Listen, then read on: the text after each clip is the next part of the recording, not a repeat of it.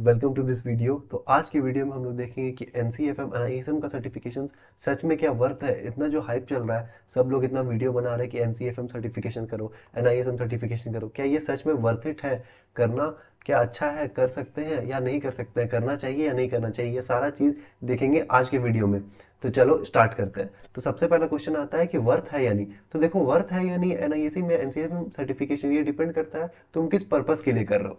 ठीक है, अगर तुम इस पर्पस के लिए कर रहे हो कि तुमको जॉब चाहिए, तो वो तुम्हारे लिए अच्छा नहीं है, वो तुम्हारे लिए वर्थ इट नहीं है। क्योंकि एनआईएसएम सर्टिफिकेशन करके तुमको अगर लगता है कि तुमको जॉब मिल जाएगा, तो वैसा नहीं होता है, तुमको जॉब नहीं मिलेगा।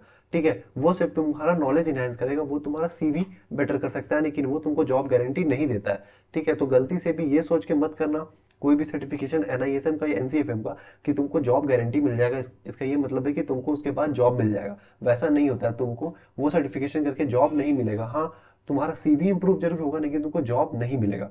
ठीक है, तो ये कभी मत करना कि जॉब के लिए एनआईसी में एनसीएफएम को सर्टिफिकेशन कर रहे हो, उसके बाद तुमको जॉब नहीं मिलने वाला है।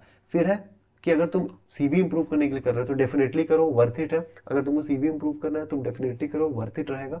ठीक है, तुम्हारा सीवी बहुत अच्छे से इंप्रूव करेगा, क्योंकि देखो गवर्नमेंट का सर्टिफिकेशन है, वो गवर्नमेंट उसको इशू करता है एक तरह से देखो तो उसके कारण वो तुम्हारे लिए वर्थ इट है। अगर तुम करोगे उसको तो तुम्हारे लिए अच्छा रहेगा, क्योंकि वो तुम्हारा सीवी को एक इंप्रूव देगा। अगर तुम्हारा सीवी ब्लैंक है, तुम्हारा सीवी में समझ नहीं आ रहा तुमको क्या डाले, तुम्हारा सीवी में कुछ वैसा खास नहीं है, तो तुम एनआईएसएम का सर्टिफिकेशन कर सकते हो, ये तुम्हारा सीवी को बूस्ट करेगा। तो सीवी अगर तुमको इंप्रूव करना है तो हाँ, ये वर्थ इट है। अगर तुमको नॉलेज इनहेंस करना है अपना, तो वर्थ इट है। क्योंकि देखो, इंडियन मार्केट्स का अगर तुमको नॉलेज लेना है, क्योंकि सारा कुछ ये सारा सर्टिफिकेशंस में होता है, ये सारा कुछ इंडियन मार्केट से रिलेटेड होता है। तो अगर तुमको इंडियन मार्केट्स का नॉलेज लेना है, तुमको पता करना है कि इंडियन मार्केट्स कैसे ऑपरेट करता है, कैसे क्या होता है इंडियन मार्केट्स में, तो तुमको करना चाहिए। ये सर्टिफिकेशन बहुत हेल्पफुल होगा, तुम्हारा नॉलेज अच्छा बिल्ड करेगा, तुम्हारा फाउंडेशन अच्छा बिल्ड करेगा।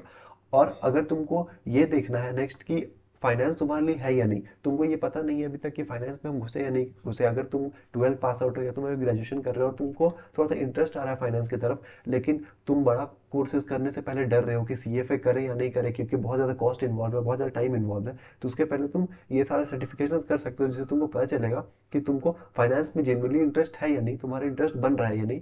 ये सर्टिफिकेशन बहुत अच्छा है ये टेस्ट करने के लिए कि तुम्हारा फाइनेंस में इंटरेस्ट है या नहीं, कि तुमको फाइनेंस में आगे करियर बनाना है या नहीं बनाना है। तो अगर तुमको ये अभी तक डाउट है कि तुमको फाइनेंस में करियर बनाना है या नहीं बनाना है, तो ये सर्टिफिकेशन तुम कर सकते हो। इससे तुमको पता चलेगा कि finance is the thing for you और नॉट। इससे तुमको बहुत ज़्यादा क्लैरिटी मिलेगा। अब नेक्स्ट हम लोग बात करते हैं दोनों में थोड़ा सा डिफरेंस के बारे में कि एनआईएसएम में क्या डिफरेंस है और एनसीएफएम में क्या डिफरेंस है। तो देखो, ज़्यादा मेजर कोई डिफरेंस नहीं है, दोनों गवर्नमेंट एंटिटीज है, मतलब गवर्नमेंट के थ्रू ही किया जाता है, दोनों गवर्नमेंट सर्टिफाइड है। अब अंतर क्या है कि देखो, एनआईएसएम का जो सर्टिफिकेट है वो 3 साल तक वैलिड रहता है, जबकि जो एनसीएफएम का सर्टिफिकेट है वो 5 साल तक वैलिड रहता है। तो वैलिडिटी का एक अंतर है। अब देखो, वैलिडिटी का अंतर इतना बड़ा कोई पॉइंट नहीं है, क्योंकि तुम लोग आराम से रिन्यू करा सकते हो बाद में, 3 साल बाद या 5 साल बाद। इसको एक तुमको टेस्ट देना पड़ता है, उससे तुम रिन्यू करा सकते हो, या फिर तुमको फिर से एनआईएसएफ का टेस्ट देना पड़ता है, उससे भी तुम रिन्यू करा सकते हो। तुम्हारे पास दो ऑप्शन रहता है, तो तुम मतलब रिन्यू कराना कोई बड़ा चीज़ नहीं है, तो तुम आराम से रिन्यू करा सकते हो इसको वैलिडिटी के बाद भी। ठीक है, अब कॉस्ट का बात आता है, तो कॉस्ट का बात, एनआईएसएम का कॉस्ट लगता है अराउंड 1500 से 2000 के बीच का इसका कॉस्ट लगता है, डिपेंड ऑन द सर्टिफिकेशन, कौन सा तुम सर्टिफिकेशन कर रहे हो। एनसीएफएम में वही 2500 से 3000 के बीच में लगता है, वही डिपेंड करता है इसमें भी कि तुम कौन सा सर्टिफिकेशन कर रहे हो। और उसके बाद पासिंग क्राइटेरिया, तो पासिंग क्राइटेरिया एनआईएसएम का होता है 60% के अराउंड, जबकि एनसीएफएम का होता है 50 to 60% के अराउंड, डिपेंडिंग कि तुम कौन सा सर्टिफिकेशन कर रहे हो। अब सब में नेगेटिव मार्किंग होता है, तो ये चीज़ ध्यान रखना, 0.25% नेगेटिव मार्किंग होता है सब में। 0.25% मतलब क्या हुआ कि अगर एक मार्क्स तुम्हारा गलती होता है, एक मार्क्स का क्वेश्चन है, ठीक है, अगर वो तुम गलत करते हो तो उसमें तुम्हारा 0.25 मार्क्स कटेगा। ठीक है, देखा है तो मतलब अगर तुम देखो तो ऐसा 25% कटता है मार्क्स एक क्वेश्चन का, मतलब एक मार्क्स है अगर एक क्वेश्चन का, तो 25% मार्क्स कटेगा, मतलब 0.25 मार्क्स कटेगा अगर तुम उसको गलत करते हो तो। ठीक है, तो ये 0.25% मैं नहीं बोलूंगा, ये एक मार्क्स के लिए अगर तुम देखो कि अगर एक मार्क्स का क्वेश्चन है, ठीक है, अगर क्वेश्चन एक मार्क्स का है, तब तुम्हारा 0.2 मार्क्स उसमें कटेगा अगर तुम्हारा वो क्वेश्चन तुम अटेम्प्ट करते हो और वो गलत होता है। अगर तुम उसको अटेम्प्ट नहीं करते तो उसमें कोई भी मार्क्स नहीं कटेगा।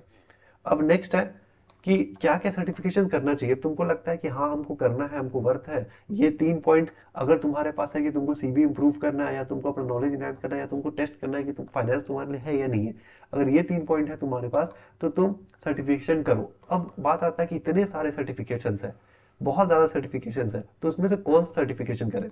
तो मेरे हिसाब से जो तुम लोग कर सकते हो, जो मेरे को लगता है कि तुम लोग को करना चाहिए, या तुम लोग स्टार्टिंग फेज में हो, अगर बिगनर हो, तो ये सर्टिफिकेशन तुम लोग को हेल्प कर सकता है आगे के लिए। पहला है इक्विटी रिसर्च रिसर्च एनआईएसएम का। ठीक है, एनआईएसएम का इक्विटी रिसर्च तुम कर सकते हो। इसमें क्या होगा कि तुमको पता चलेगा कि इक्विटी रिसर्च होता क्या है, मतलब कि हम लोग कोई इक्विटी में, कोई भी शेयर में, कोई भी कंपनी पे रिसर्च कैसे करते हैं, उसका वैल्यूएशन निकालने के लिए। अब हाँ, इसमें तुमको वैल्यूएशन नहीं सिखाएगा, लेकिन तुमको एक फाउंडेशन अच्छा तुम्हारे लिए बिल्ड हो जाएगा कि इक्विटी रिसर्च करते क्या है, बाई साइड एनालिस्ट क्या होता है इक्विटी रिसर्च में, सेल साइड एनालिस्ट क्या होता है, ये सारा चीज़ तुमको, जो टर्मिनोलॉजीज होता है, ये सारा चीज़ तुमको इससे पता चलेगा। तो तुमको एक बेसिक फाउंडेशनल नॉलेज होगा कि इक्विटी रिसर्च होता क्या और इक्विटी रिसर्च करते कैसे। बहुत अच्छा नॉलेज तुमको इससे गेन होगा।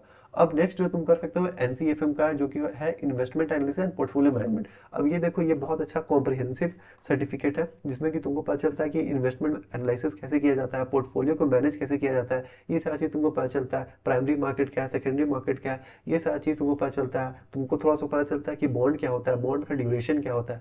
ठीक है, ये सारा चीज़ का तुमको नॉलेज मिलेगा अच्छा से इन्वेस्टमेंट एनालिसिस पोर्टफोलियो मैनेजमेंट में, जो तुम कर सकते हो।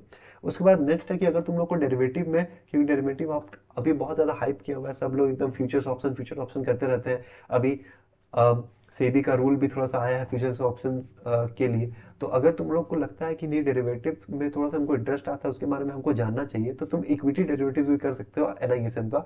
ठीक है, वो भी एक अच्छा सर्टिफिकेशन है, तुम कर सकते हो। इसमें तुमको बताया जाएगा कि फॉरवर्ड क्या होता है, फ्यूचर्स क्या होता है, स्वैप क्या होता है, ऑप्शंस क्या होता है, ये सारा चीज़ तुमको उसमें बताया जाएगा। तो वो तुम कर सकते हो। तो ये 3 सर्टिफिकेशन मेरे हिसाब से तुम कर सकते हो। अब देखो, तुम लोग पूछोगे कि कितना सर्टिफिकेशन करना चाहिए जो अच्छा रहेगा। देखो, ऐसा कोई नंबर नहीं है कि कितना सर्टिफिकेशन करना चाहिए कि अच्छा रहेगा।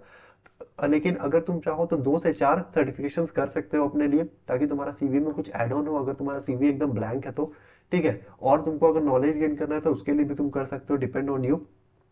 ठीक है, इससे सीवी भी थोड़ा इंप्रूव होता है कि गवर्नमेंट सर्टिफाइड है, तो थोड़ा सा बेटर लगता है सीवी, अगर तुम्हारा सीवी एकदम ही ब्लैंक है तो। और ये करने के बाद तुम लोग फैसला ले सकते हो कि तुमको सीएफए करना है या नहीं करना है। अगर तुमको सीएफए के बारे में जानना है तो वीडियो बना हुआ है, वो जाके चेक कर सकते हो। ठीक है, तो सीएफए तुमको करना है कि नहीं करना है, तो ये चीज़ तुम लोग फैसला कर सकते हो ये सारे सर्टिफिकेशंस करके, क्योंकि तुमको इससे पता चलेगा कि फाइनेंस में तुम्हारा इंटरेस्ट जनरेट हो रहा है, finance is the thing for you और नॉट, ये चीज़ तुम लोग को पता चलेगा। अब तुम लोग को अगर कोई भी एक सर्टिफिकेशन के ऊपर डिटेल वीडियो चाहिए होगा कि वो सर्टिफिकेशन में क्या क्या पढ़ाई होता है, क्या कितना टाइम लगता है उसको क्लियर करने में, और सारा डिटेल्स, तो मेरे को कमेंट सेक्शन में बता देना, मैं अगला वीडियो उसमें बना दूंगा। तब तक के लिए साइनिंग ऑफ।